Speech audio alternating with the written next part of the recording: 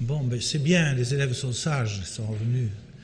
Et, bon, je reprends donc. Alors, je vais pas faire une analyse linguistique trop détaillée parce que à ce moment-là, si vraiment ça vous passionne, vous irez voir les publications où il y a en particulier, j'ai analysé ces bouts de texte, j'analyse l'ordre des mots, la présence des prépositions, le lexique. Le lexique reste-t-il dans la langue romane, oui ou non? Et quand on vérifie, c'est ce que me disait Fabio tout à l'heure, oui, il reste, dans l'ensemble de la langue romane donne presque tous les mots qui sont là. Alors voilà, donc quand on met tout ça bout à bout, on a des bons éléments d'analyse pour dire ce texte est en interaction réelle avec la langue parlée. Vous voyez? Voilà. Alors, je vous ai mis ensuite deux autres textes, mais qui dépassent largement la période dont je veux vous parler, mais ça ne fait rien. Je les ai mis parce qu'ils sont disponibles et je dois dire que j'ai mis la main dessus. J'ai pensé après avoir proposé le titre, mais c'est pour vous montrer que la documentation écrite permet deux choses. D'abord, que la documentation écrite, quand elle est bien traitée, permet d'accéder quand même à l'état de la langue orale réelle, et deux, comme je vous l'ai dit, contrairement à ce qu'on peut croire, le latin, entre guillemets, écrit, change. Il change même beaucoup. Simplement, ce qui se passe aussi, c'est qu'il y a le réflexe, je dirais, des latinistes traditionnels. Ils disent, c'est du mauvais latin, donc ils ne veulent pas l'entendre parler. Les historiens ne sont pas formés à la linguistique, donc c'est vrai que c'est eux qui, en général, comprennent le mieux les problèmes, mais ils hésitent. Et les romanistes disent aussi du latin, on ne veut pas l'entendre parler. Voilà. Donc, et le résultat, c'est qu'on se crée un trou noir qui n'existe pas, si j'ose dire. Voilà. Alors, vous voyez, vous avez ici, j'étais très content de voir qu'il y a, vous savez, c'est le deuxième document, acte de donation de Vidbertus, comte à l'abbé Jaillon. C'est une édition que vous avez dans la bibliographie, et par hasard, ce volume se trouve à la bibliothèque d'études méridionales de Toulouse. Donc, comme j'y étais en train d'y préparer ma conférence, j'ai immédiatement copié des passages à la main. Je copie à la main, je manuscris, et après je rentre à l'ordinateur.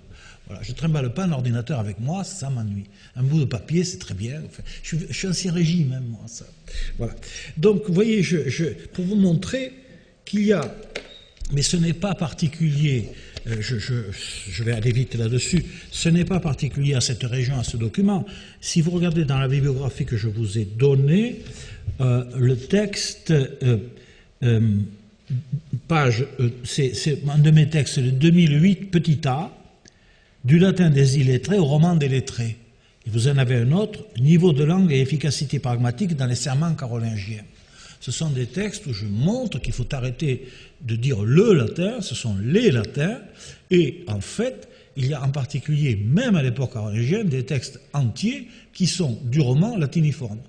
Ce n'est pas particulier à ce texte-là. Mais le Poitou a fait comme tout le monde. À partir du IXe siècle, tout le monde parle. Je pense que c'était quelque chose comme le Limousin dans la région sud du Poitou.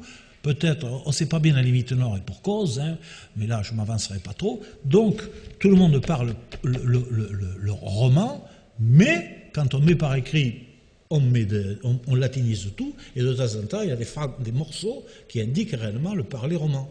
Ça, on le voit très bien, par exemple, s'il y a des historiens, vous avez le politique d'Irminum. Hein? Eh bien, dans le politique d'Irminum, 800. Alors, il n'y a pas de faute d'orthographe, mais il y a marqué des phrases du style « Abet ibi ecclesiam bene constructam ». Ça, c'est tout sauf du latin. C'est « si a église bien construite ». On reconnaît immédiatement l'ancien français. Hein? Enfin, moi, je le reconnais immédiatement. Voilà. Simplement, ils savent l'orthographe, donc ils relatinisent, mais le phrasé et la morphologie, c'est du pur ancien français. Voilà. Avec le cas-régime, vous savez, tsia, etc. Donc, c'est ici, regardez, vous voyez par exemple, vidélique. Alors, il faudrait prononcer, en reconstituant la prononciation, mais mansum indominicatum, il ne prononçait pas comme ça. Mansum, il prononçait mans. Hein, capella. Alors, comme on est au nord, ça a dû donner chapelle. Hein, parce que la palatalisation a lieu dans les parlers occitans du nord. Honoré, honor. Et ensuite, honoré et sancta pris. Alors vous allez me dire, oh là là, mais ça c'est du latin, il y a un génitif. Mais il faut que vous sachiez que le très ancien roman possède ce que j'appelle moi un cas régime indirect non prépositionnel, qu'on appelle le cas régime absolu, mais j'aime pas la dénomination parce qu'il n'est pas absolu, il est au contraire fortement lié à ce qui précède. Et vous savez, la fille, le roi, l'épée, le chevalier, et ce sont des tournures qui sont encore attestées au XIIe, XIIIe siècle, aucune raison de supposer qu'elles soient devenues impossibles au IXe. Et ainsi de suite. Bon, je vous le regarderai. Alors j'ai mis entre crochets. Vous avez sed etaliam capellam in honore, seu etiam alium mansum in ipso comitatu cum capella, voilà. Alors là, vous avez carrément le phrasé de la collecte juridique romane du IXe siècle. Et j'ai mis entre crochets droits, quand vous avez des petits bouts de latin, de vieux latin, qui sont là, qui nagent comme je dirais des yeux sur la soupe. Enfin, je veux dire, il ne faut pas s'abuser. C'est pas parce qu'il y a des bouts cum omnibus adeam pertinentibus, il l'a recopié, j'ai oublié le i. Le type l'a recopié mécaniquement, mais ça n'invalide pas le fait que les autres phrases, elles, sont en rapport étroit avec la langue parlée réelle. Et je termine là-dessus, mais justement, je viens de parler avec M. Pont. Donc, vous avez dans ce texte très intéressant et un peu mystérieux du Conventum, qui est daté à peu près de l'an 1000, hein, c'est donc un accord qui est passé, mais je n'ai pas le temps de vous expliquer, M. Pont vous expliquera s'il le faut, il a édité à M. Beach. Alors M. Beach était un peu contrarié parce que le volume avait été envoyé, il émet l'hypothèse que c'était une première chanson de geste composée en roman et ensuite remise en latin. Et je pense que, je lui ai dit qu'à mon avis, ce n'était pas nécessaire d'émettre cette hypothèse parce que le latin dans lequel est composé ce texte, c'est la rédaction directe et par moment, ce latin est en fait c'est du roman latiniforme. Et ça se voit en particulier, et c'est très très net, dans les dialogues, dans les moments où on est au style direct. Alors regardez, c'est page 130, hein, vous verrez le volume. Seigneur meus valdest mi male, mon Seigneur est très fâché contre moi. Quia Seigneur quem feci pertum consilium, parce que le Seigneur que j'ai fait, autrement dit, le Seigneur que j'ai pris comme Seigneur pour moi, en me déclarant son vassal, modo mi tolit meum fiscum. Modo mi tolit meum fiscum. C'est le pur phrasé du roman, que ce soit ancien français ou ancien occitan. Et tolit, c'est un mot qui existe en ancien français, tout, hein, et en ancien occitan. Le verbe tolérer n'a pas disparu comme ça, il a disparu beaucoup plus tard. Ainsi de suite. Mais je n'ai pas le temps de vous expliquer tous les détails. Faites-moi confiance. Et regardez, ensuite, autre phrase, Bernardus obsessam abet uxorem tuam. Hein? Bernard a, littéralement, assiégé, donc pris en otage, ton épouse dans un castro vetulo.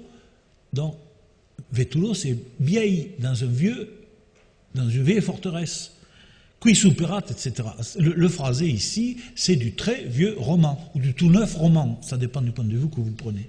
Et ainsi de suite, regardez, voilà. Fac castrum per tale conventum, ut ciego valeo accaptare concomite fulconi, vous voyez, fait un château, castrum, c'est château ou fief, ou là, le sens est parfois discuté, mais per tale conventum, par un tel couvent, per tal couvent, je vous le traduis en occitan, alors le out, c'est sûr que c'est un archaïsme, mais ça n'empêche pas, que si moi je peux acheter, accaptare, acquérir, hein, acheter, c'est l'étymon d'acheter, cum comité fulconi avec le comte Fulcon, des pretiomeo à mes frais, et des tuo et du tien, una par sit mea et talia tua.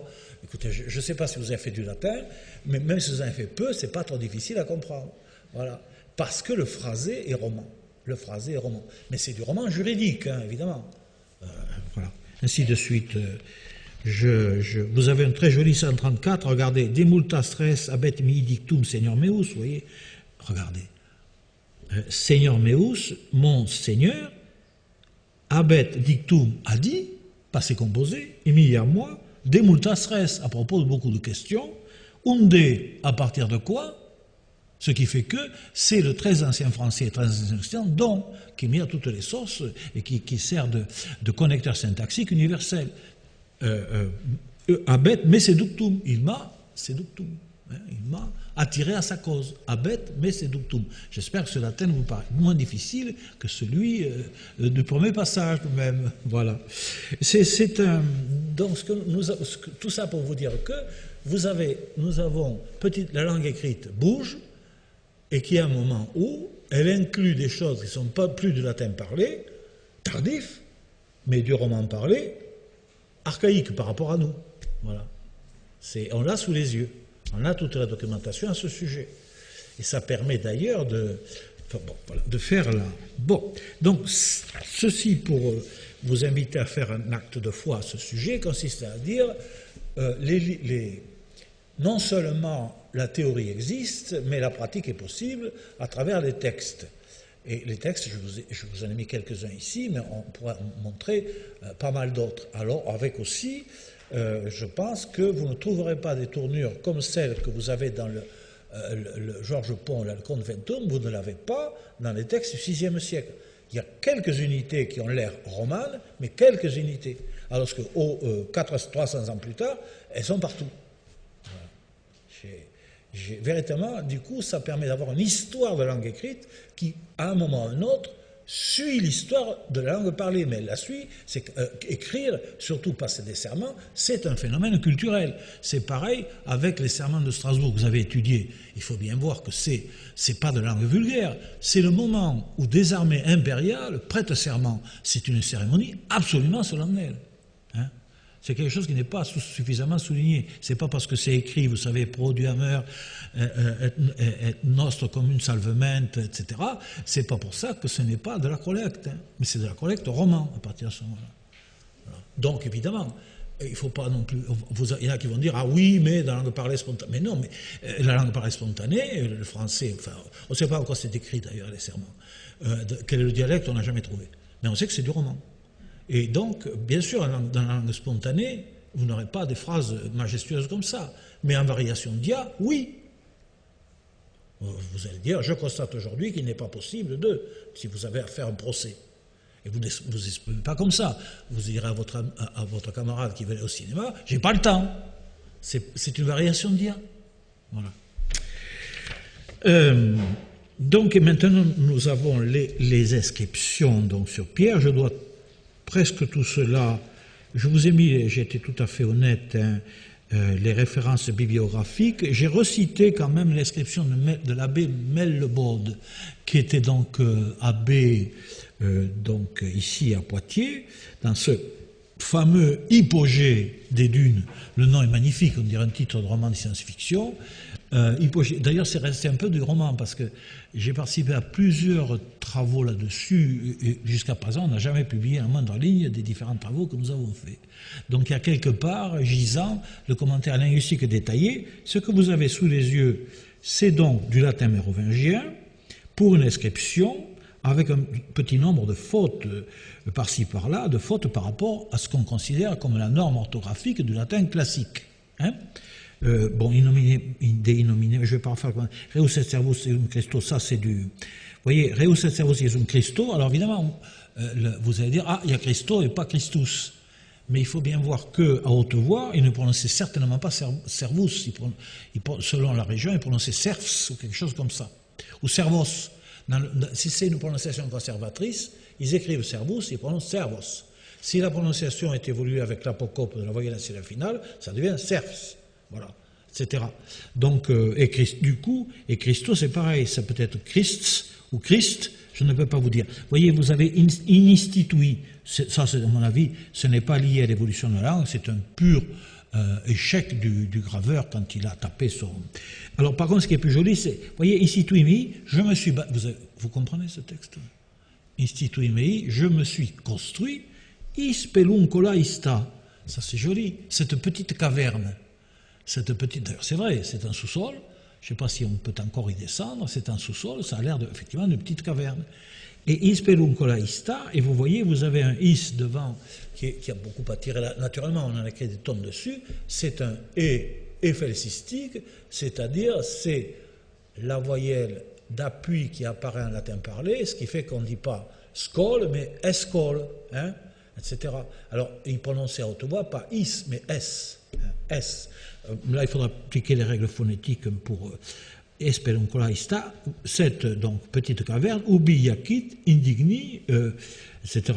Indigni, il y a des points, probablement, indigni mei ou corporis mei, je ne sais pas, sepultura mei, vous voyez, ou j, ma sépulture. c'est là aussi l'ordre des mots, même l'ordre des mots, vous pouvez l'avoir en ancien français ou en ancien occitan, puisqu'il suffit qu'il y ait un bloc tonique initial pour que le verbe soit suivi du sujet. Voilà, ainsi de suite. J'avais déjà fait l'analyse détaillée de tout ça, je ne vais pas le refaire. Hein. Vous avez sous les yeux, à mon avis, donc c'est un acrolecte, puisque c'est quand même une déclaration solennelle, et dans un latin, qui vous le voyez, il y a quelques fautes d'orthographe par rapport à la Vita Radegundis, mais c'est le même niveau de langue. On est dans le courant du 7e siècle, c'est-à-dire c'est du très bon latin mérovingien, qui reflète d'assez près la langue parlée par l'évêque, mais qui n'est pas très loin non plus de la langue parlée par la communauté des locuteurs de l'époque. Regardez un peu en dessous. Parce que je prononce siquiseste, vous comprenez, le prononcer comme ça fait très vieux. Mais si. Qui non hic amat, regardez, qui non hic amat adorare dominum isum. Vous pouvez le traduire directement en français sans transposer un seul mot. Et détruit et détruit, vous avez le verbe détruire. Opera ista, cette œuvre, sit anathema, donc qu'il soit anathème. Le phrasé ici est un phrasé extrêmement simple, extrêmement percutant et qui ne pose aucune difficulté de compréhension, ni pour les latinistes en herbe ou confirmés, ni probablement pour ceux qui pouvaient lire cela ou qui se le faisaient lire dans le courant du 7e siècle. C'est la même situation linguistique que celle que nous avions dans la Vita Radegundis. Voilà. Mais je vous dis ça rapidement parce que je ne veux pas parler pendant 3 heures. Hein. Sinon, après, il faut faire le mot à mot, la reconstituer la prononciation et regarder le lexique. Montrer que tous les mots qui sont là ou presque sont passés dans les différents dialectes romans, que ce soit même poitevin ou occitan. Mais là, je l'ai fait, ça prend 3 pages hein, de relever que je ne vais pas, Si je les ai dans l'autre cahier, mais je ne vais pas vous énumérer tout ça, ça rendrait la conférence déjà chargée, tout à fait indigeste. Ensuite, je vous ai mis des citations, voyons, quelle heure est ? Des citations alors ça, je me suis servi du corpus réuni par Cécile Treffort, qui est notre épigraphiste en chef depuis que M. Favreau, enfin je ne sais pas si M. Favreau, je pense, produit toujours de la science, n'est-ce pas? Donc, mais qui maintenant est celle qui dirige les étudiants et les jeunes et tout ça. Et elle m'avait, je vous dis, elle m'avait envoyé il y a quelques années de ça une documentation d'épitaphes qu'elle avait elle-même relevées, que j'ai gardé dans la mémoire. C'est là que les ordinateurs sont utiles. Et donc, je me suis servi de ces relevés en lui faisant confiance. Je ne suis pas allé revérifier sur la pierre. Je considère que le travail a été bien fait. Et alors, je dois vous dire qu'il y a vraiment... Il y a une grande quantité d'inscriptions, mais j'ai regardé assez rapidement tout ça, mais il saute aux yeux immédiatement que toutes les inscriptions avant le 9e siècle sont plutôt en latin mérovingien, c'est-à-dire du même type que le latin que vous venez de voir dans l'inscription de Melleborde et dans la Vita Radegundis, faute d'orthographe en plus. Hein. Et par contre, à partir du 9e siècle, la plupart du temps, ces inscriptions sont très intéressantes pour l'histoire, les institutions et la culture, mais elles ne le sont plus du point de vue linguistique. D'ailleurs, c'est pour ça que je n'ai mis qu'une citation, parce que, alors là, à ce moment-là, la langue écrite dans les inscriptions et la langue réelle ont complètement divergé. Voilà. Donc, et il faudra... donc, vous voyez, vous avez ici ces petites inscriptions en autre, très regnante Carolo Reggi, voyons, Inutumulo, vous avez la transcription, c'est l'inscription numéro 1 que vous avez sous les yeux. Alors c'est un peu passe-partout, ce qui fait que comme c'est formulaire, évidemment, ça résiste au changement langagier, mais vous avez quand même des petites marques ici. Vous voyez, ils écrivent regnante Carolo, ablatif absolu, dit-on, mais l'ablatif absolu, c'est un mythe. Hein, enfin, là aussi, je veux dire, c'est quelque chose qui est universel dans toutes les langues romanes aussi. Quand vous regardez le départ de la course, vous savez, les voiliers, là, je ne sais pas où, en Bretagne, les bateaux partent, toutes voiles d'or. Expliquez-moi la construction de toutes voiles d'or. Il est arrivé, il ne parle pas la bouche pleine. Ça, je pose toujours la question à mes petits copains de linguistique française moderne, et je leur dis, expliquez-moi le cas. Ne pleure pas la bouche pleine, et 20 films comme ça. Vous avez là un syntaxe nominal circonstanciel qu'on dirait au cas régime indirect, non prépositionnel. Et ça fait partie, il ne faut pas, je veux dire par là, il ne faut pas rigidement opposer les structures avec la grande souplesse de la langue parlée romane, réelle, à la supposée rigidité de la langue romane reconstituée. savez, c'est l'histoire de la phrase, c'est les générativistes qui sont un peu embêtés avec ça, en me disant, vous savez, la phrase noyau. Paul a chaud.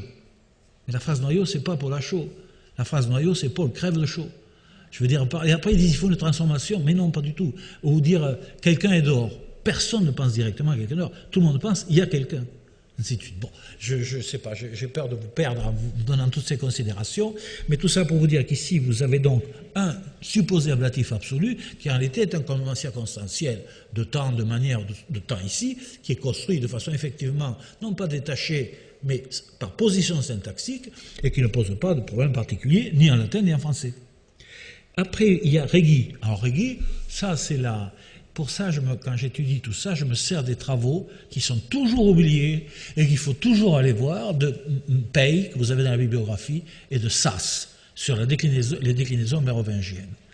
Et ils ont montré que le passage d'une déclinaison à 5K à une déclinaison à 2K se fait par étapes, pas d'un seul coup. Contrairement à ce que pensent les romanistes qui pensent qu'il y avait un cas universel qui était l'accusatif et que c'était le bordel par ailleurs, c'est faux. Ils ont très bien montré, les deux Américains, mais comme c'était les Américains des années 30, ils se sont fait descendre en flammes par les philologues germanistes. Ça, je peux vous dire que les comptes rendus ont été une malhonnêteté absolue. Ceux en particulier de Hoffmann qui a fait Lateinische Umgangssprache, et après, même mon bien-aimé maître Dagnorberg n'a pas été tout à fait honnête dans ses comptes rendus de Syntaktische Forschungen. Donc, et je dois dire aussi que celui qui a ressuscité avec honnêteté les travaux de ces pionniers de ces deux Américains, c'est Peter Stotz, qui a fait une énorme grammaire, en teuton, une énorme grammaire de l'allemand, du latin médiéval, où là il s'est appuyé sur ses travaux pour chronologiser le changement linguistique. Tout ça pour vous dire que le régui que vous avez ici, le i, ça ne signifie pas qu'ils confondent le datif et l'ablatif, ça n'a aucun sens, ça ne s'intéresse pas, ça signifie qu'en fait, et la prononciation réelle, c'est vraiment rei, qui donnera rei en occitan et roi beaucoup plus tard, rei en ancien français. Hein, le i, et, etc., ça n'a pas d'importance. Vous avez inum tumulo, mais en haute voix, le ou, bref, est prononcé o. Voilà. Donc, ce qu'il faut faire, au lieu de se laisser effrayer par l'apparente incohérence orthographique, c'est derrière reconstituer l'oralité réelle. Et l'oralité réelle est parfaitement cohérente. C'est une des erreurs que font souvent les manuels, même les plus progressistes, comme celui de Michel Perret. Elle a fait une bonne petite histoire de la langue française parue dans la collection Champ, et elle reprend ce que dit Fernand Bruno dans le tome 1 de son histoire de la langue française. C'est-à-dire qu'elle confond incohérence orthographique et incohérence langagière. C'est une erreur, parce que ce n'est pas parce que les gens ne maîtrisent pas bien l'orthographe qu'ils parlent de façon incohérente, ou qu'ils parlent une langue sauvage. C'est absolument faux. Regarde, moi j'en ai fait l'expérience, parce que j'ai eu affaire à des gens qui parlaient occitan, mais qui ne savaient pas l'écrire. Et bien quand je leur ai fait des exercices d'écriture, comme ça, pour ne pas les humilier, mais ça donne des désastres. L'écriture, c'est quelque chose qui s'apprend. C'est un phénomène culturel et qui ne suppose... Il y a un lien entre l'écriture et la parole, mais ce n'est pas parce que l'écriture est fautive que la parole est bordélique. Voilà, je ne devrais pas dire la chose comme ça, je suis enregistré. Mais enfin, donc, excusez-moi, c'est une erreur diaphasique. Donc, ce n'est pas parce que l'écriture est fautive que la parole est défaillante. Je dis, hein. Voilà. Donc, ainsi de suite. Vous avez ici, c'est pareil pour Bonnet et Mémorier, on attendrait bien sûr un AE, mais ça n'a pas d'importance. Dans le déroulé à haute voix, ça passe très bien. Et je suis persuadé que les gens comprenaient très bien. Voilà. Vous avez ensuite, vous avez Mince, il me semble que j'ai oublié de taper le E. Est-ce qu'il y est d'ailleurs? Non, c'est Mince. Vous voyez, le Mince, c'est parce que dans la langue parlée, on prononçait Mense, mais le I, bref, et le E fermé se confondaient depuis longtemps, ce qui fait que ceux qui n'avaient pas la mémoire mélangeaient les deux graphies. Mais vous avez le problème en orthographe du français aujourd'hui. L'orthographe du français d'aujourd'hui, c'est une orthographe de mémoire. Voilà. 80% repose sur la mémoire. Donc si les gosses ont une mémoire défaillante, eh bien ils font des fautes d'orthographe. Ce qui ne veut pas dire qu'ils ne parlent pas français. Voilà. C'est bon, Voilà, il y a celui-ci. Vous voyez, Mince Marchio. Voilà, c'est joli, Marchio. Alors, si on est au 7e siècle, au 8e siècle, ça se prononçait vraiment Marz. Marz. Voilà, ils écrivent CIO, ils prononcent Marz. De ce côté-là, je suis aussi les théories Enfin, je pense que code fakir, alors si c'est de l'occitan ou si c'est de la langue d'oïl, ça donnerait une prononciation séparée, mais personne ne prononce code, il prononce que ou que. Hein.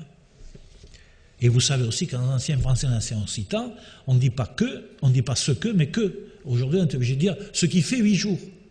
Mais en ancien français, on dit que tout seul, et en ancien occitan aussi. Donc le code est le masque de cette prononciation. Voilà. Ainsi de suite, voilà. Après, vous avez l'inscription de Mail, précisément, qui est un haut lieu, là aussi, de fouilles et de rencontres. Et cette fouille a été transcrite, et les transcriptions, moi je n'ai rien à dire dessus.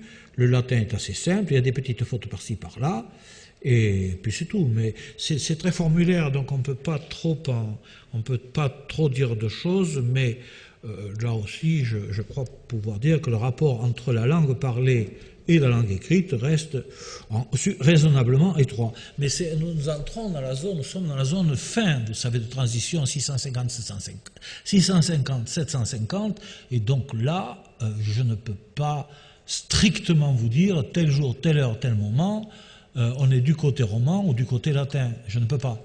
Ce n'est pas possible. D'ailleurs, des phrases latines et des phrases... Surtout si vous prenez le très ancien occitan ou le très ancien français.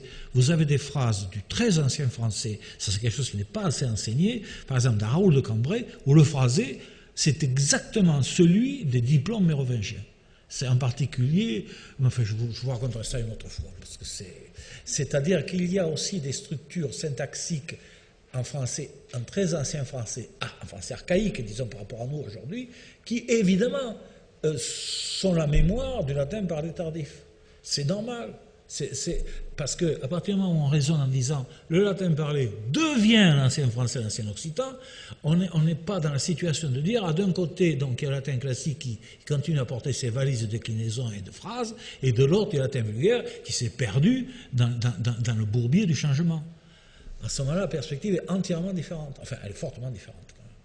Et donc, si vous avez fait de l'ancien français, en particulier les plus vieux textes, si vous regardez la syntaxe des plus vieux textes, que ce soit Raoul de Cambrai, la chanson de Roland, mais surtout Raoul de Cambrai, ou le poème de Saint-Léger, vous savez, qui est daté du Xe siècle, on ne sait pas trop s'il est occitan ou d'oïl, mais quand vous regardez la syntaxe est extraordinairement tendue. C'est ce que j'ai appelé, moi, de la romanitas major. Autrement dit, la syntaxe de certains textes d'ancien français est plus compliquée que la syntaxe de certains textes de latin tardif. Voilà, c'est pour achever d'être paradoxal peut-être, mais c'est un paradoxe apparent. En réalité, plus je dis des choses compliquées, plus j'ai des chances d'être près de la réalité. Toute description simplificatrice à la hache trahit la réalité langagière et historique. Vous avez après la très belle inscription à nouveau de l'IUG, n'est-ce pas, qui c'est par chez vous, tout ça. Et également, vous voyez, je passe sur la deuxième phrase, mais je ne relis pas l'inscription, je l'ai reproduite, mais Edificavi Basilica Sancti Martini, ça, je vous défie de dire si c'est du latin ou du roman, en fait. Parce que si je prononce Edificai, c'est du roman. Voilà. Et ainsi de suite. D'ailleurs, là aussi, vous voyez, Migravi de Seculo, c'est parfait. De Seculo avec la préposition, c'est absolument parfait. C'est une écriture de compromis entre l'oralité du 8e siècle et le latin du 5e. Voilà, du 5e. En fait. Histoire d'embêter les romanistes, il m'arrive de dire, le vieux latin, celui de Cicéron, et le latin moderne, celui du 9e siècle. Le français d'aujourd'hui, c'est du français ultra-moderne. C'est toujours du latin, mais qui a voyagé de 1000 ans. Voilà. Mais vous avez une dernière inscription en latin mérovingien. Et, oui, je voudrais terminer sur la question en latin mérovingien. Voilà, donc je passe là-dessus parce que je n'ai pas le temps. Et je vous ai mis la dernière inscription de 858, dont c'est très fort 78, qui est, que je ne commenterai pas, mais c'est alors là, manifestement, du latin restauré, c'est-à-dire du latin remontant le temps, remontant au 4e, 5e siècle, à l'époque où on était proche du latin classique, et qui par conséquent, là, se détache entièrement de la langue parlée commune. C'est pour ça que c'est intéressant pour la culture, c'est intéressant pour les mentalités, mais ça n'apporte plus rien pour l'histoire de la langue. Hein. Il y a beaucoup d'expressions carolingiennes. Enfin, le corpus que j'ai regardé un peu hier soir dans le beau bureau de travail que m'a montré c'est Estelle, mais je ne sais plus son nom. Bon, on voit très bien que toutes les descriptions ensuite, elles sont trop bonnes pour être intéressantes au point de vue linguistique. Ça révèle surtout le niveau culturel de celui qui les a fait faire. Voilà. Et ça amène aussi à la question. Il y a un moment, je ne sais plus qui m'a montré, c'est donc toujours, je ne sais plus son nom propre, mais il y a quelqu'un qui travaille sur l'apparition des inscriptions en français au XIIIe et XIVe siècle dans la région. Eh bien, effectivement, d'un côté, on a le latin très savant, et de l'autre, on a un français qui est également savant, mais du français. Donc, c'est intéressant.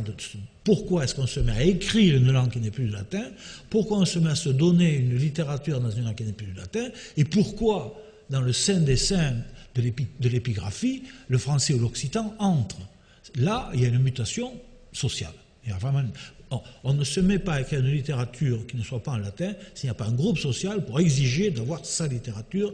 Pareil pour les descriptions. Là, de ce côté-là, on est en pleine sociolinguistique. Hein. Et alors, donc c'est tout à fait intéressant, mais là, ce sont des choses sur lesquelles moi, je n'ai pas travaillé. Je termine avec juste, je vous ai mis documents oraux pour vous dire que, j'ai terminé là-dessus très très vite, pour vous dire que ce sont les travaux, vous l'avez dans la bibliographie, de Pierre Bonneau, de Brigitte Oriot, de Jules Gilliéron, de Gisèle Brun-Trigaud, et surtout de Jules Pignon, qui a fait sa thèse sur, vous l'avez dans la bibliographie, sur l'évolution phonétique des parlers du Poitou, qui ont conclu que, selon une très haute probabilité, la langue parlée donc jusqu'au nord de Poitiers était de type occitan, mais nord-occitan, c'est-à-dire à peu près semblable à celle de Limousin.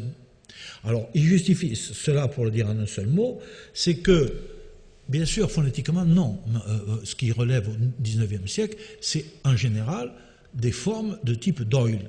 Mais le lexique, même sur cette espèce de, vous voyez, d'angle rentrant là, à l'ouest de la langue Doyle, le lexique est massivement limousin ou occitan, et le phrasé, la morphologie, représente en fait un squelette occitan, mais qui est réalisé en phonétique Doyle.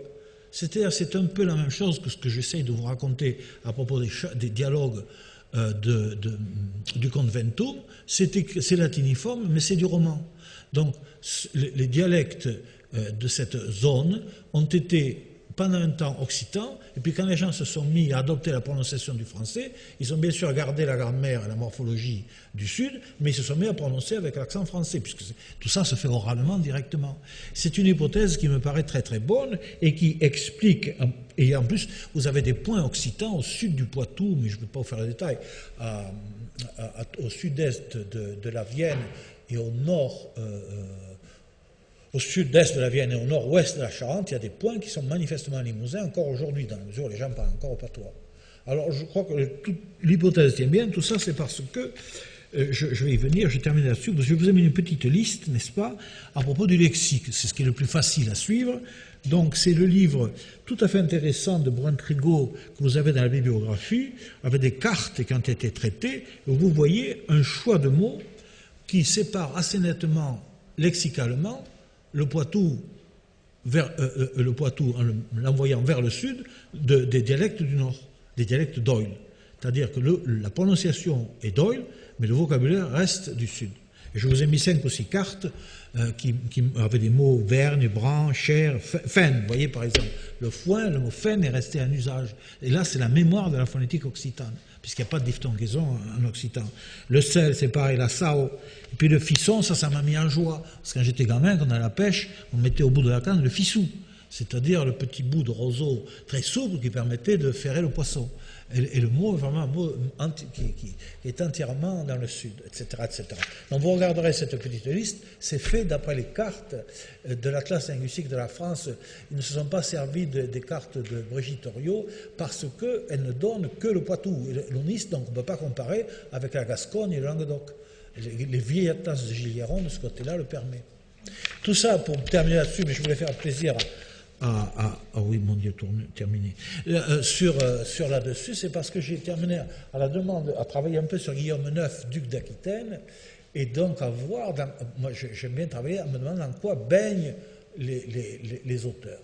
Quand j'ai travaillé sur Alcuin, vous savez qu'il est arrivé d'Angleterre, mais quand il chassait la grenouille Alcuin, en Northumbrie, il parlait le vieil anglais. Quand Raban-Mort, qui était son élève, vient à Tours, ce que parlait Raban-Mort, c'était le francique rhénan, des dialectes germaniques. Ils avaient tout ça dans l'oreille, ces gens. Ils baignaient là-dedans. Vous voyez ce que je veux dire? Donc j'aime bien me représenter. C'est comme les églises des archéologues. Bon, les églises, il y a le portail, les sculptures et tout ça. Mais il y a un moment, j'ai même imaginé les gens qui sont là. Hein? Comment ils se parlent? Qu'est-ce qu'ils entendent? Comment le curé leur parle? Etc. Voilà, c'est la partie ethnographique qui, moi, m'intéresse le plus. Et donc, vous savez, quand on se pose des questions compliquées, le mieux qu'on a à faire, c'est d'essayer d'y répondre soi-même, n'est-ce pas? Voilà. Alors, pour ce qui est de Guillaume IX, je me suis rendu compte, en rassemblant les dossiers, que, il baignait certainement, il était sûrement trilingue, en fait. Il parlait, naturellement, les aristocrates d'autrefois étaient polyglottes par la force des choses, puisqu'il y avait plusieurs langues et plusieurs dialectes, quels que soient les pays. Donc il parlait certainement la langue d'Oil, il parlait langue d'Oc, variante limousine. Alors il faut que vous sachiez que le limousin, c'est le dialecte pionnier des troubadours, à tel point que, quand les Catalans nomment la langue dans laquelle écrivent les troubadours, même si ce sont des Toulousains, ils disent qu'ils écrivent en limousin. Voilà. Et donc, Guillaume IX, il a entendu parler le nord-occitan, pour employer un terme un peu technique, et surtout, je termine là-dessus, il a entendu chanter une révolution poétique qui s'appelle les tropes et les séquences. Ça n'a l'air de rien, c'est du latin. Mais c'est toujours pareil, c'est du latin. Mais quand vous regardez ce que c'est que des tropes et des séquences, je ne sais pas si vous savez, en réalité, c'est la révolution par rapport à la poésie psalmique et rythmique qui a été mise en place du 5e au 8e siècle. Et c'est la révolution par rapport aux grégoriens, etc. Et ça s'est produit en particulier dans la région, puisque un grand lieu de composition des manuscrits, c'est Saint-Martial, et on chantait donc ces tropes et ces séquences partout en Poitou. Et quand Guillaume assistait à des grandes fêtes religieuses, il entendait tout ça. Il a baigné là-dedans. Voilà. Donc, c'est là-dessus que je vais peut-être m'arrêter, parce que et pourtant, voilà, je vous ai dit naturellement pas tout. Et en ce qui concerne cette région, j'ai cité la thèse de Rouche, l'Aquitaine des Visigoths arabes. Rouche est rigolo parce qu'il fait du nationalisme aquitain, c'est qui d'ailleurs avait mis de mauvaise humeur, évidemment, un certain nombre des membres du jury parisien, qui était drôle parce qu'en plus, quand il parle, il a un accent de Titi parisien, enfin bon, c'est pas grave. Et sa thèse, vous connaissez, 1979, hein, c'est une thèse, il avait mis naissance d'une région, je ne sais plus le titre exact. Bon, je ne sais pas si... Sous l'Empire romain, il y a peut-être eu une région aquitaine qui allait donc de Bourges aux Pyrénées, mais je pense que la notion de région aquitaine aujourd'hui ne correspond plus du tout à ça, et qu'à partir du 8e, 9e siècle, il y a quand même des mutations. C'est vrai qu'avec les Guillémides, toute la région garde sa cohérence, mais là où elle est vraiment défaite, c'est au XIIIe siècle, c'est le moment quand même où après la guerre, l'invasion du Sud par les croisades, précisément le français devient dominant, et devient dominant partout, et dans les têtes aristocratiques évidemment. Voilà, mais je m'arrête là.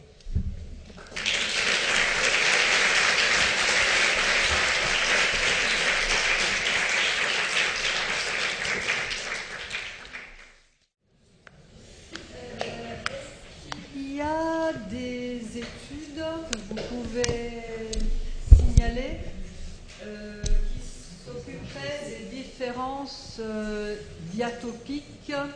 Donc, par exemple, vous, dans le latin parlé tardif de phase 2, vous reconnaissez un latin mérovingien, un latin lombard. Et est-ce qu'on peut voir des différences dans le traitement du latin, dans ces différentes régions où il est utilisé? Est-ce que, autrement dit, est-ce qu'il y a des études là-dessus déjà? Parce que là, l'étude d'Adams, par exemple, ça me frappe dans son titre, je ne la connais pas, hein, mais lui, il parle déjà de diversification régionale entre 200 et 600. Et si ma mémoire est bonne, il me semble que Joseph Hermann, lui, il soutient... Qui Hermann. Oui, oui. Ce n'est que jusqu'au IVe siècle, on ne pouvait pas distinguer le latin selon les airs de la Romagna. Et voilà, donc ça c'est sur les différences diatopiques. Et puis éventuellement, vraiment en marge, est-ce que pour vous c'est important la distinction que vous faites entre documents papier, on va dire, et documents sur pierre, inscription sur la pierre? Est-ce que vous avez constaté des différences de langue dans l'utilisation du latin au 7e siècle, par exemple, selon la variation de support? C'est une question de doctorat d'État, ça, parce que, en fait, d'abord, pour ce qui concerne Adam, je l'ai cité par conscience, parce que Adam fait partie de la vieille école, il croit à l'existence du latin vulgaire. Il a d'ailleurs fait sa thèse sur The Vulgar Latin of the, je ne sais plus quoi, Théodosian, non pas Théodosian. Je ne me rappelle plus le titre exact, mais il appelle latin vulgaire ce que moi j'appelle latin parlé tardif. Voilà. Donc il est tout à fait dans la lignée traditionnelle. Donc j'ai regardé, mais le traitement des documents est toujours très déficient à mes yeux. Pardon, vraiment. Alors, que le fait que le latin est varié, mais c'est évident, je veux dire par là, on n'a pas besoin d'avoir des preuves matérielles, je le pense en soi. Mais je le pense en soi, ça, bon, la variation diatopique est automatique, c'est impossible autrement. Aucun pays, même aujourd'hui, n'a une prononciation standard dans la vie quotidienne et partout, donc ça va de soi. Le deuxième point, c'est que ce n'est pas parce qu'il y a de la variation, c'est quelque chose que n'arrivent pas à avaler les romanistes, c'est qu'on peut très bien avoir des variations en latin. C'est-à-dire, c'est pas parce que les gens prononcent un peu différemment ou n'ont pas tout à fait la même grammaire, la conjugaison d'un verbe à Cordoue ou à Rome, que c'est pas du latin. Vous savez, c'est dur. Il y a une confusion constante entre la différenciation géographique et la différenciation typologique. Elle est absolument constante. Bon. Alors après, par exemple, en latin parlé tardif phase 2, j'ai émis hier, en discutant des grosses critiques par rapport à la chronologie absolue de Georges Stacca, mais il est vrai quand même que la phonétique historique sert à quelque chose, parce que on comprend très bien qu'à partir du 8e, 9e siècle, dans tout le nord d'une ligne Limoges-Poitiers, tous les A accentués toniques en syllabe ouverte sont passés à E. Bon, après, il s'agit de savoir quand a lieu le phénomène. Moi, j'accepte l'idée qu'il se produit donc à l'époque mérovingienne, parce que c'est raisonnable. Je veux dire, de ce côté-là, j'accepte l'idée qu'il y a des évolutions phonétiques, on peut reconstituer l'évolution. Ce que je refuse, c'est les datations, je dirais, par un Hauptstadtführer qui veut absolument que les phénomènes soient datés. Non, ça, c'est pas possible. Mais par contre, il est raisonnable de penser qu'au 8e siècle, la séparation, par exemple, entre latin parlé du Nord et latin parlé du Sud est acquise. Donc, il est raisonnable de penser aussi qu'on devrait en avoir des traces avant. Mais je dois vous dire, je n'ai pas fait tous les travaux, comprenez. Mais quand même, il y a quelque chose que je peux vous dire de façon très simple. Il n'y a pas très longtemps que je me suis mis à mettre j'ai regardé les Cartae Latinae Antiquiores du côté de l'Italie. Il y a des quantités de comptes rendus de procès, naturellement, soit de procès entre des églises qui se disputent le même territoire, soit des dons. Des dons entre un prêtre qui donne son champ, sa vigne à quelqu'un d'autre, etc. Et tout ça est mis par écrit, au 6e, 7e, 8e siècle. Et on a les textes et on a les originaux. Alors je peux vous dire par exemple que une séparation nette entre, au point de vue morphologique, entre le français et l'italien, c'est que l'italien a la préposition da et que le français ne l'a pas. Or, on sait que la préposition da est la fusion de d plus ab. Eh bien, contrairement à ce qu'on pense, parce que j'ai vérifié, Rolf trouve la première... Rolf, vous savez, Geschichte der italienische Sprache und Dialekten, il donne la première attestation de da en 900. Mais parce qu'il n'avait pas vu les Cartae latines, or on a déjà, un peu partout, dès qu'il s'agit de dire « je donne ce bien » pour mon compte, on a da un peu partout au 7e siècle. Alors qu'en latin mérovingien, on n'a que des. Voilà, un exemple de... Bon, à mon avis, il y a beaucoup d'autres choses à trouver. Mais vous savez, je ne sais pas si ça se fera un jour, parce que mais réellement, et puis on voit, il y a beaucoup d'autres choses qu'on voit au fur et à mesure qu'on analyse ces textes. Donc, la diversification, on la voit avant l'apparition de l'écriture romane, oui. Oui, oui. Alors, mais elle repose, 1, sur un principe hypothétique, raisonnable, 2, sur la phonétique et la morphologie diachronique, raisonnable, 3, sur le fait de retourner au document. Est-ce que j'ai à peu près répondu? Ah oui, alors sur le support, c'est vrai, parce que en général, mais il peut y avoir des exceptions, les épitaphes sont quand même très répétitives. Ce qui fait qu'on a des indications sur les variations de l'orthographe, mais très peu sur le phrasé. C'est très répétitif, mais pas totalement. Alors que là, pour le coup, les documents écrits, vous avez toute la panoplie. Depuis le texte en acrolecte conservateur du IIIe siècle jusqu'aux documents, vous avez des jugements carolingiens du 8e siècle, où le phrasé et roman. Je vous les montrerai au besoin. Seulement, il faut les regarder. Il faut les regarder en cessant de se dire le latin, c'est une affaire de clerc. C'est-à-dire, encore une fois, ce qui empêche la recherche, c'est le dualisme langagier. Voilà. Ça fait partie de mes marottes maintenant, le dualisme. C'est dommage parce que regardez les cartae, un procès de Pépin de 759, où le comte de Paris est accusé d'avoir détourné les tons-lieux à son profit, et il est interrogé par les commissaires du roi, et il y a un moment, il prend la parole, c'est le comte Gérard. Et brusquement, vous avez du style direct. Malheureusement, je ne sais plus par cœur là le texte, mais si vous oubliez que c'est écrit avec de l'orthographe latine, c'est du proto-français juridique, je vous assure. C'est rigolo quand même. Enfin, moi personnellement, je ne tiens pas à assurer la survie éternelle du latin. Ce qui m'intéresse, c'est d'aller dans les buissons pour débusquer les papillons linguistiques, quoi. Enfin, je veux dire, même s'il y a quelques vipères par-ci par-là. Voilà. J'ai répondu cette fois-ci. Deux considérations plutôt que des questions. Je crois que la question de l'anachronisme ne se pose pas seulement au XIXe siècle, je crois qu'elle se pose à toutes les époques d'une certaine manière. Je veux dire par là que quand on lit les textes du IIe siècle après Jésus-Christ, on est dans ce que les orateurs de l'époque même appellent l'apogée des Antonins, en fait, cet apogée vécu comme tel. Et cette fixation de l'âge d'or, décrit comme tel, appartient à la contemporanéité de cette époque. C'est-à-dire qu'eux-mêmes se pensent comme ayant atteint un degré de perfection dans la langue, dans la culture, dans les arts, dans les institutions, dans le commerce, etc. Si le mot commerce peut être utilisé pour cette époque, tout à fait exceptionnel.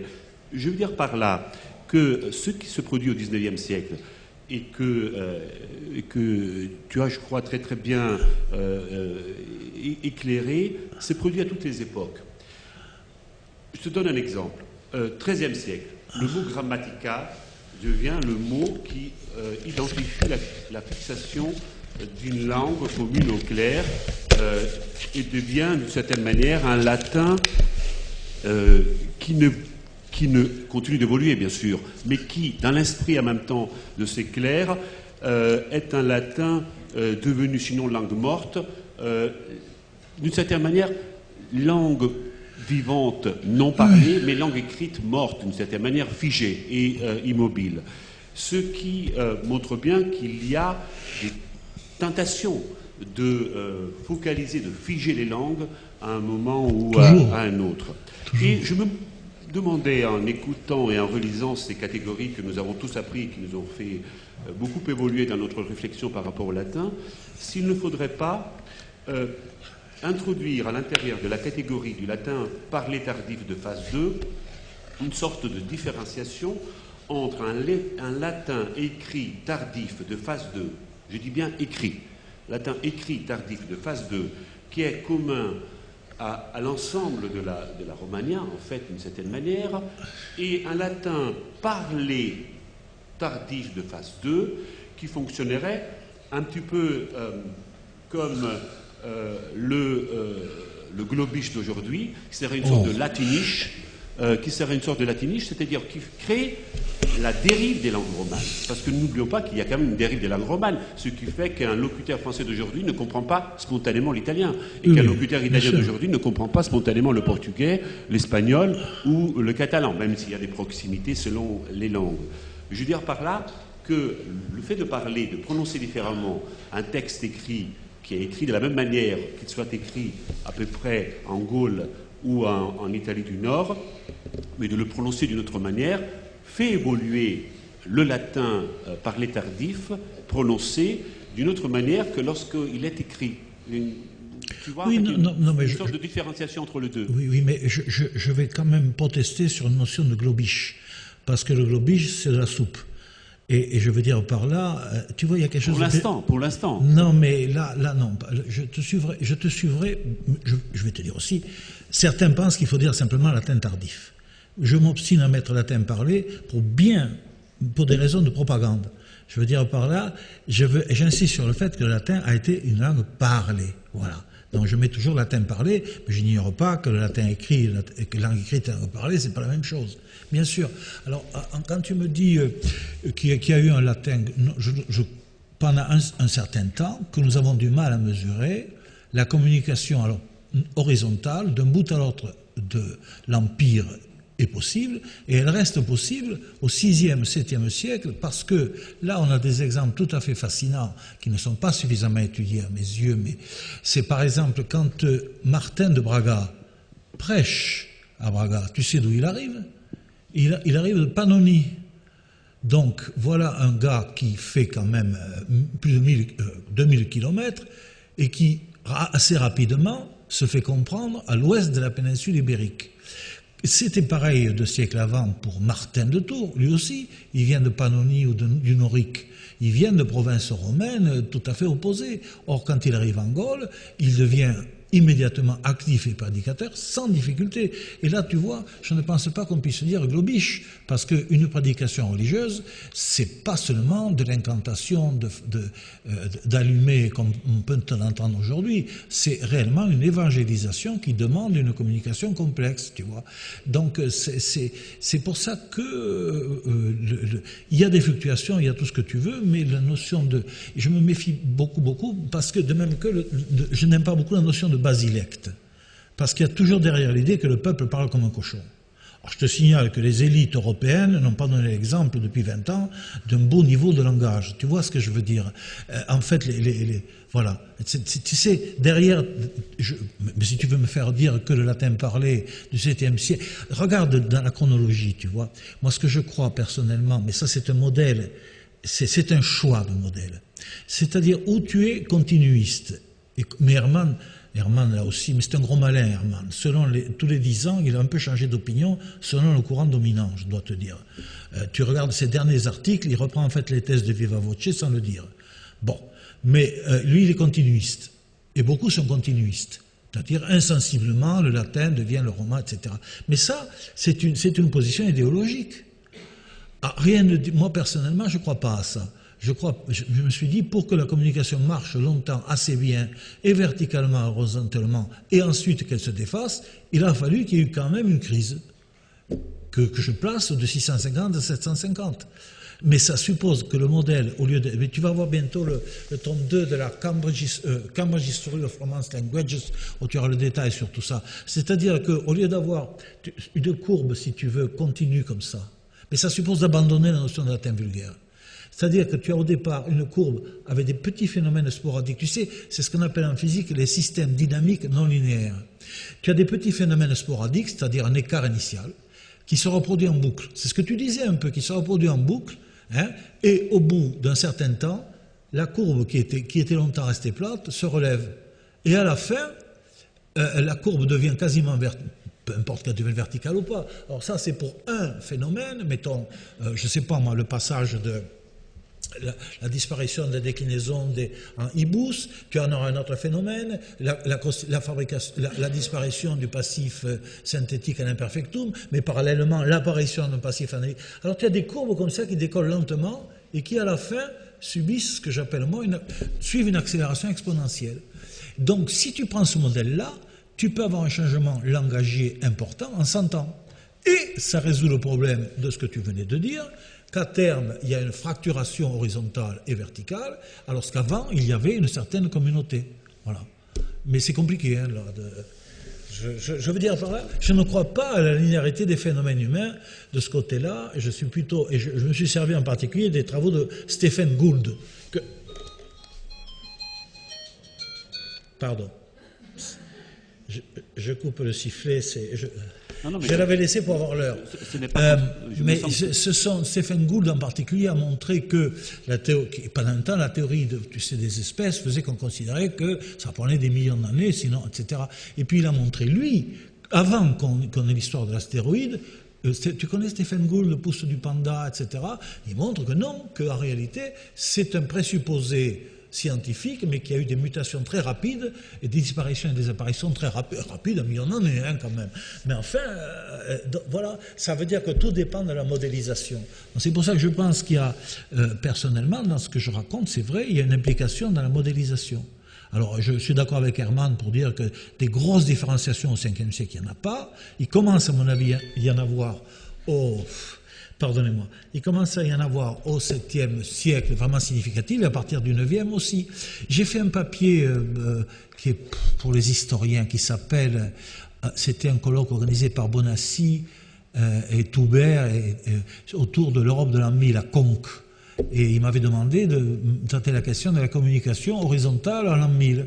Donc j'ai parlé de ça en disant qu'en l'an 1000, un paysan né au bord de la Loire rencontre un paysan né au bord de la Garonne ne peuvent pas se comprendre. Ça, alors là, et de ce côté-là, je me suis beaucoup opposé au mythe. Le petit père Anthony Lodge est en train de raconter n'importe quoi à ce sujet, et il pense qu'on pouvait communiquer comme ça. Non, c'est l'aristocratie qui était polyglotte qui communiquait, mais les autres, Tintin. Je suis trop long. Non, mais je suis entièrement convaincu par ta réponse. Juste une petite anecdote. Tu parlais de Grégoire et de ses mots, les mots dont il souffrait et le fait d'être obligé. En fait, il y a un historien à l'autre bout du Moyen-Âge, nous sommes à la fin du XIVe siècle, un historien italien qui s'appelle Toldo, milanais, qui raconte ces mots. Les mots dont souffrait Grégoire sont connus, ce sont des mots d'estomac. Il souffrait de mots d'estomac. Oui. Et alors, comme il avait fait cette intercession pour que Trajan puisse, l'âme de Trajan puisse aller au paradis, c'est raconté tout au long du Moyen-Âge dans différentes légendes. Le seul moment où il ne souffrait pas de ce mot d'estomac qui lui avait été donné en cadeau par Dieu en raison de cette intercession indue, c'était pendant la messe.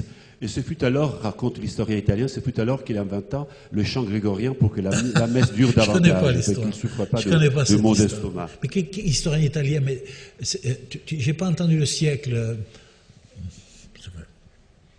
Non, je ne connaissais pas cette histoire. Ah, je connaissais. Ah oui, tu commences, c'est l'état moderne pour moi, donc je ne l'ai pas lu, mais merci, c'est délicieux comme histoire. Puis voilà. Oui, le chant grégorien n'est pas de Grégoire le Grand, comme tout le monde le sait. Bon, merci beaucoup. On va peut-être clore la discussion là pour terminer, parce que certains stagiaires ont des trains à prendre. Merci encore infiniment pour cette très très belle conférence vivante et qui va animer, à mon avis, encore des discussions au-delà de ce qu'on vient d'entendre. Et puis ensuite, je ferai quelques mots de conclusion et surtout de remerciements pour quelques personnes. Merci encore.